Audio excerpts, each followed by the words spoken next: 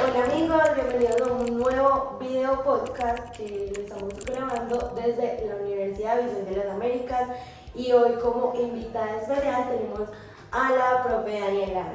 Niñas, buenos días, muchas gracias por la invitación. Bueno, como dijo Cris, hoy les vamos a hablar sobre la bronquiectasia. Para dar un poco de contexto, yo les voy a explicar qué es y su clasificación. La bronquiectasia es una dilatación irreversible de los conductos del aire que son los bronquios. Se clasifica según su morfología y según su extensión. Según su morfología, hablamos de las cilíndricas, las varicosas y las quísticas. Las cilíndricas, los contornos son regulares. Las varicosas son irregulares y las quísticas son irregulares, pero además tienen bolsas llenas de moco. Y según su extensión está la focal, que afecta uno o dos lóbulos, y la difusa, que es una afectación generalizada de los bronquios. Bueno, yo les voy a hablar de la fisiopatología. Las bronquiectasias están asociadas a un proceso de inflamación crónica, lo que nos lleva a una dilatación irreversible de los bronquios. O sea que básicamente para que haya una bronquiectasia tiene que, primero pasar por una infección. Les voy a dar como ejemplos de infecciones o cómo se puede dar esas infecciones para que se dé la bronquiectasia. En el epitelio de los bronquios hay mocos y cilios. Eso nos ayuda como a barrer y expulsar los microorganismos que se pegan ahí. Cuando hay una afectación en el epitelio, no hay quien nos barra o nos expulse esos microorganismos, o sea que se quedan estancados ahí, se empiezan a reproducir y se genera una infección. Personas que tengan un sistema inmune bajo también van a sufrir de infecciones. Una persona que tenga un tumor va a sufrir de infecciones porque el tumor puede estar como evitando que los mocos y los hilos expulsen esto, como tapando el bronquio y se van a reproducir los microorganismos. Nuestro cuerpo, tratando como de rechazar o luchar contra esto, genera una inflamación y obviamente el que se va a ver afectado es el bronquio. Entonces hay una dilatación de ese, irreversible, porque eso es como un ciclo. Y se reemplaza la elastina por colágeno, o sea que las paredes ya son mucho más gruesas y se acumula muchísimo moco. También tenemos algunos signos y síntomas que pueden causar las bronquiectasias. Entre esos está la tos crónica con producción de esputo, está la disnea que empeora con el ejercicio, está la fatiga, sibilancias, pérdida de peso, mal aliento, hemoptisis, dolor en el pecho, infecciones pulmonares muy frecuentes y la acropaquia. También en los signos radiológicos, aunque el rayos X no es como la prueba de oro para diagnosticar algún signo en este rayos X puede ser el engrosamiento de las paredes bronquiales, son opacidades paralelas lineales, que es el signo del riel del tranvía. Y en una tomografía de alta resolución, que esta sí es como la prueba llamada la prueba de oro para diagnosticar bronquiectasias, tenemos el engrosamiento de las paredes bronquiales y en este encontramos el signo del anillo de sello. A continuación, ya que tenemos a la profe acá invitada, vamos a hacerle algunas preguntitas sobre esta patología.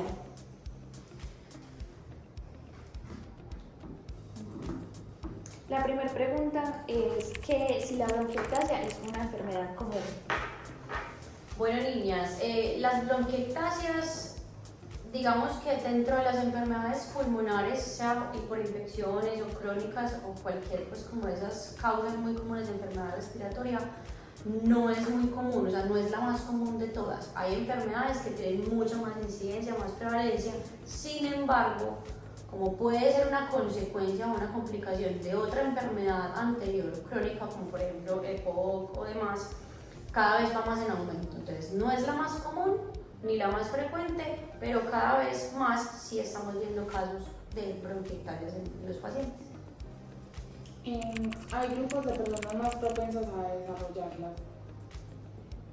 Sí, ustedes, por ejemplo, dentro de la explicación que daban dentro de la fisiopatología, de la sintomatología, hay pacientes que son, por ejemplo, los pacientes con fibrosis quística son prácticamente candidatos 1A a la aparición de bronquiectasias por la calidad y la cantidad de las secreciones que tú explicabas que se acumulan y demás.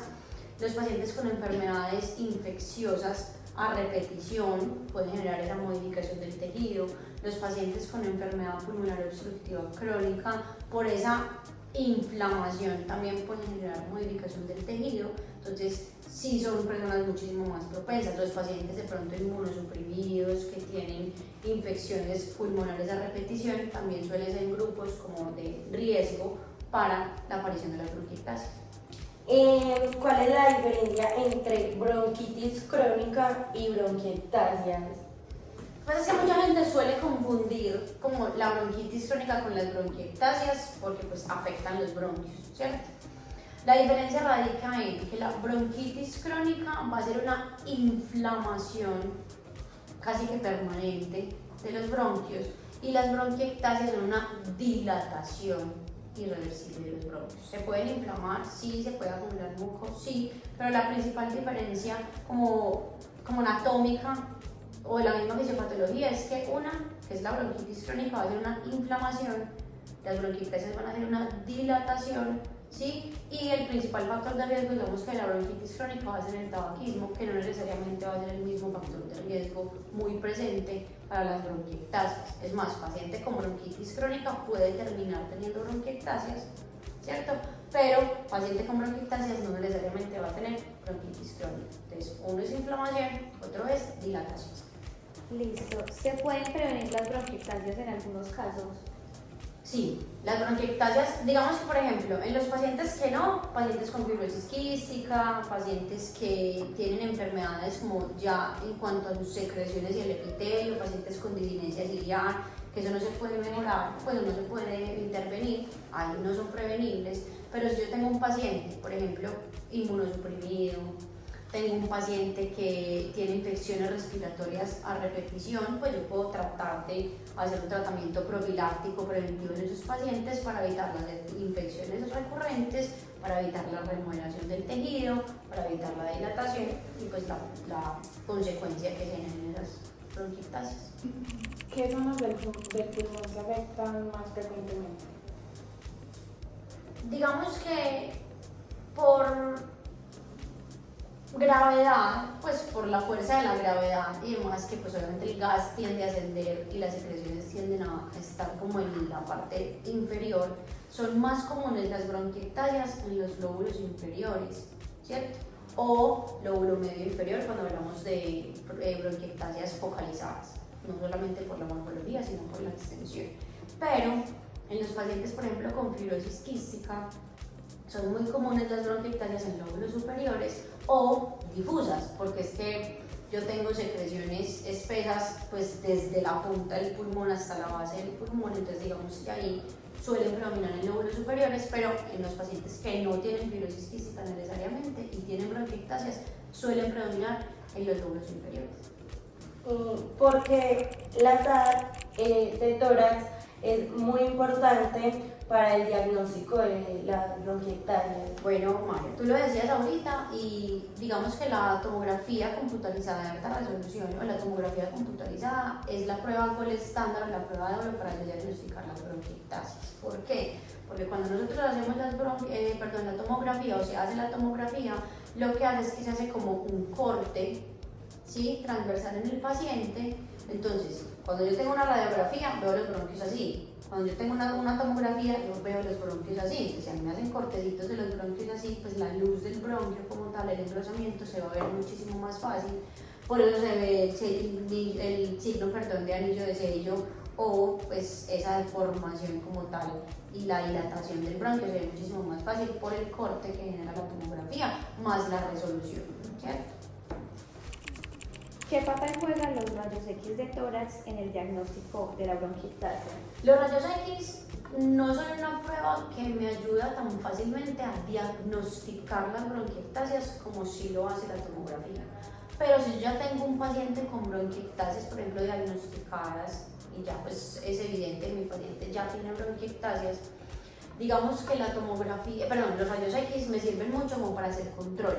Entonces yo puedo ver si las bronquiectasias ya están como muy avanzadas y demás, el signo de las vías pues, o del tranvía suele posiblemente aparecer, pero si no hay un signo radiológico muy específico en los rayos X que me diga como estas son bronquiectasias, pero yo ya tengo el diagnóstico, yo puedo ver por ejemplo signos de congestión bronquial.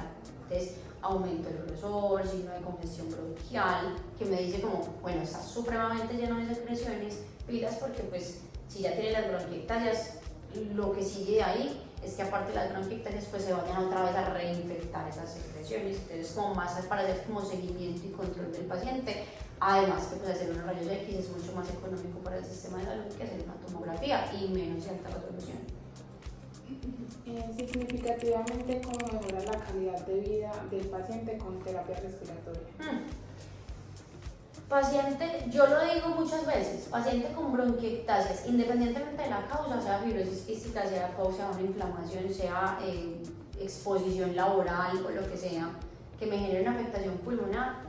Yo digo que los pacientes con bronquiectasias, cuando están en el momento que están como hipersecretores y demás, son pacientes que deberían tener 1 o 2 veces al día, por lo menos, ojalá 2, sesiones de terapia respiratoria o de higiene bronquial, porque son pacientes entonces que sí eliminan las secreciones, pues ya no las tienen tan acumuladas, entonces no se van a infectar tanto y no va a haber tanta reinfección en el paciente, así tenga las bronquiectasias, primero.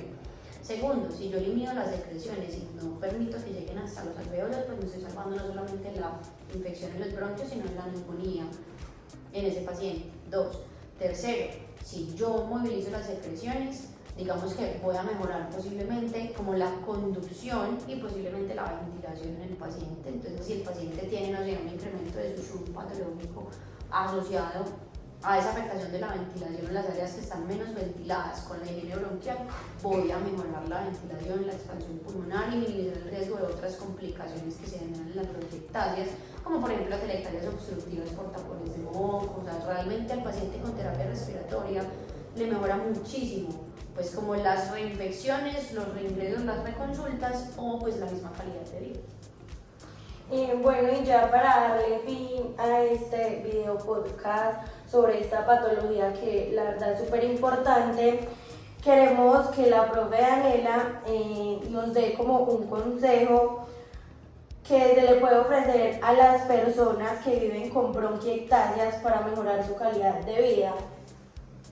Bueno, consejos realmente hay muchos, pero pues resumamos algunos poquitos. Primero, yo creo que la hidratación en los pacientes con bronquiectasias es muy importante porque esa falta como de agua en el cuerpo y la misma deshidratación, no, por ahí vuelvo y le reitero, no necesariamente en los pacientes con fibrosis quística, sino en todos, pues hace que las secreciones no sean tan fluidificadas y sean un poquito más difíciles de eliminar. Súmele que pues a la bronquiectasia que está dilatada, que no sé, sacular o algo, entonces puede la hidratación ayudar a mejorar como la sintomatología en el paciente. Adherencia al tratamiento farmacológico, sea porque tenga tratamiento con medicamentos mucolíticos para poder fluidificar más las secreciones y eliminarlas, o porque yo tenga un tratamiento antibiótico estipulado para tratar la infección en caso de que ya las secreciones estén infectadas. Buena higiene bronquial, ejercicios respiratorios, terapia respiratoria, que ojalá sea con un terapeuta para tener ejercicios como dirigidos y pues obviamente mucho más especializados, pero si no, como nosotros, pues ya no es un consejo para el paciente, sino para nosotros, los terapeutas respiratorios, no ser como egoístas con el conocimiento. Nosotros le podemos explicar al paciente qué técnicas puede hacer en casa, qué ejercicios respiratorios le pueden ayudar a movilizar y hacer control de sus secreciones para poderlas eliminar, ¿cierto? Y que tenga mejor calidad de vida y que pues obviamente sea un paciente que no vaya a tener tantos reingresos o tantas reinfecciones por consejos o técnicas que nosotros le podamos ayudar o explicar al paciente para que pueda hacer manejo también en casa de su patología. Bueno, profe, muchas gracias por ayudarnos en estas preguntas. Muchas gracias a ustedes por vernos. Los esperamos en el próximo capítulo. Chao, feliz día.